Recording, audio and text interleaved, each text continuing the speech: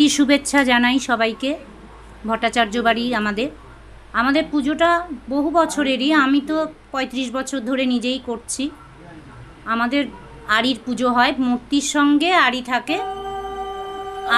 আড়িতে সব কিছু থাকবে, ধান থাকবে, কড়ি, ধান, সিঁদুর কৌটো, সমস্ত কিছু সোনা রূপো সব কিছু দিয়ে আড়িকে বউ হিসাবে সাজিয়ে সেটা মায়ের সামনে দেওয়া হয়।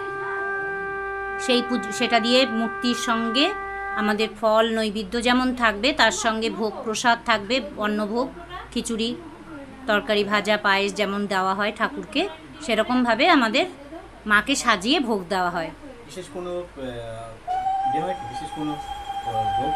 না, বিশেষ ভোগ বলতে একটা ভোগ দিই আমি, লক্ষ্মীবিলাস ভোগ মাকে দিই, ওটা লক্ষ্মী পুজো, মা লক্ষ্মীর বিশেষ ভোগ, ওটা লক্ষ্মীবিলাস ভোগটা মাকে দিই, এটাই বিশেষ।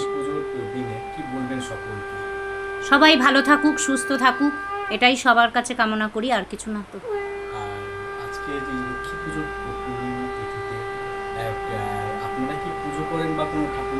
না, আমার নিজের বাড়িতেই আমার দেওর পুজো করে, ওই বাড়ির পুজো করে। আগে আমার নন্দাই পুজো করতো, তিনি মারা গেছেন, এখন আমার দেওরই পুজো করে। ঘরের লক্ষ্মী আমরা বাইরের কাউকে আর ডাকি না পুজো করার জন্য, আমরাই নিজেরাই পুজো করি। আজকের দিনটা তো খুব আনন্দ, খুব মনের শান্তি।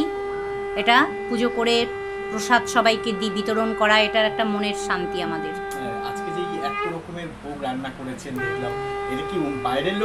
না, আমরা কোনো বাইরের লোক দিয়ে কিছু করানো হয় না, সব আমি নিজে, আমার যা থাকে সঙ্গে, আমি আর ও মিলেই সব করি। সারাদিন আমাদের এটাই কাজ, ঠাকুরের মায়ের ভোগ গোছানো, ভোগ তৈরি করা, এটাই আমাদের সারাদিনের কাজ। আমরা বাইরের কাউকে ডাকি না। আগেকারে দেখতাম যে ঘরে, এখনকার যে জেনারেশন এসে গেছে যে নাড়ু, চিড়ের নাড়ু, তিলের নাড়ু আগে কিনে আনে। না, আমরা কিছু কিনে না, সব আমাদের বাড়িতে বানানো। নাড়ু বাড়িতে বানানো, সবই বাড়িতে বানানো, ভোগ টোক যা কিছু তরকারি সবই, খালি ফলটাই কেনা, আর সবই বাড়িতে করা, সব বাড়িতে করা। আপনার নাম?